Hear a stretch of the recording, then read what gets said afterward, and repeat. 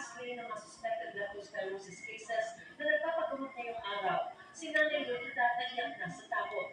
Namatayan na raw siya ng anak noong 2021 dahil din sa leptospirosis.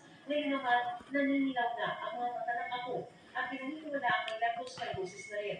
Lagi po sinaliganan po sa baha. Nangyari po sa ano ko, kaya hindi natatakot na kami sa ako. Hindi ko na talaga makakayanan pag nangyari pa yun.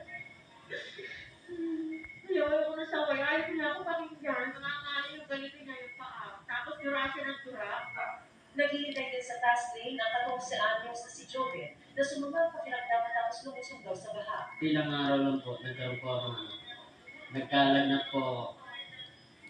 Sumakit po yung balakang ko. Laging mag-iingat. Pag may bawag, Sa baha.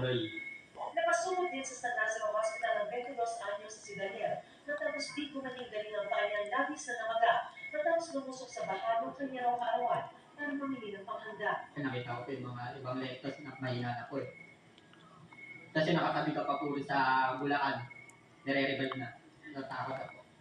Ang buong emergency room, okupado na lahat na may leptospirosis. Inabutan namin naniniligid sa sakit ang sidecar driver na si Jesus.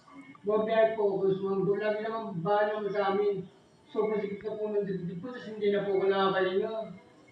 Tapos sa sakit po ng bitsi ko, hindi na po ako nangangailangan. Dahil sa dami ng lipo ng mga pasyente may severe leptospirosis, ay kinailangan akong buksan ito 24/7 mula noong linggo para matugunan kaagad ang pangangailangan ng mga pasyente para sa dialysis. Stomach cramps na po ako, vomiting, spitting, dizziness po. Yun, siya. Wala po sa isip ko na mag-dialysis po.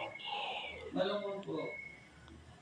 Kasi ba yun, ito po yung Dito sa San Lazaro Hospital, umabot na sa 135 ang mga admitted leptospirosis cases. Mas mataas na kumpara sa admitted leptospirosis cases sa parehong panahon ng 2025 na umabot sa 131.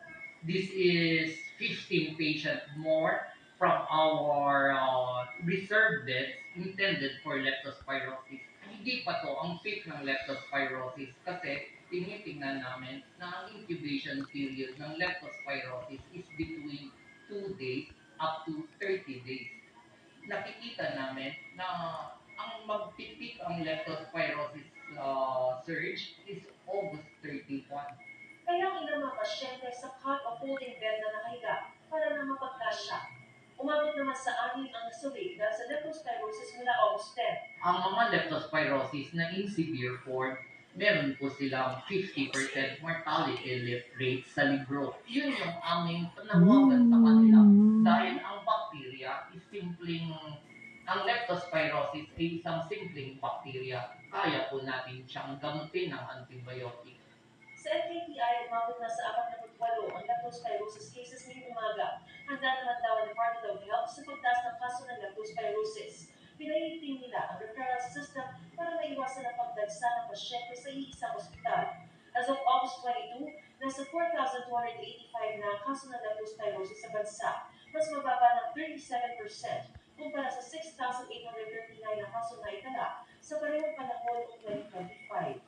Kami rin ay nakikipag-usap sa mga pribadong ospital na kapag talagang may research ay gamitin yung kanilang supposedly 10 to 15% na no balance bill bed. Meron tayong 3.1 million capsules na available So nagkaroon po ng ang PGH na statement na sila po ay tutulong kung kinakapos po talaga ng espasyo or bed capacity ang NKTI. Nandiyan po ang PGH at kung may mga pasyente na hindi naman suffer ng leptospirosis, maaari naman sila lumipat sa PGH. Paris, umay na tutok, 24 oras. Pagre-regulate sa social media platforms at pagpapalagot sa kanila ang nais ng ilang mababata sa Senado. Kasunod yan ang mga insidente ng pamalasan na napopost online. Nakatutok si Mark Salazar. Kasunod ng mga insidente ng pamamaril sa loob ng mga eskwelahan kung saan ilang estudyante na namatay at nasaktan, namumuro sa Senado ang mga social media platform dahil sa pagkalat ng mga content na nagtuturo ng karahasan sa bata. Algorithms are deciding what they see next. One video leads to another. One search leads to another community. And for a vulnerable child, sometimes One click is all it takes para ma-expose sa grooming, violent content, extremist material.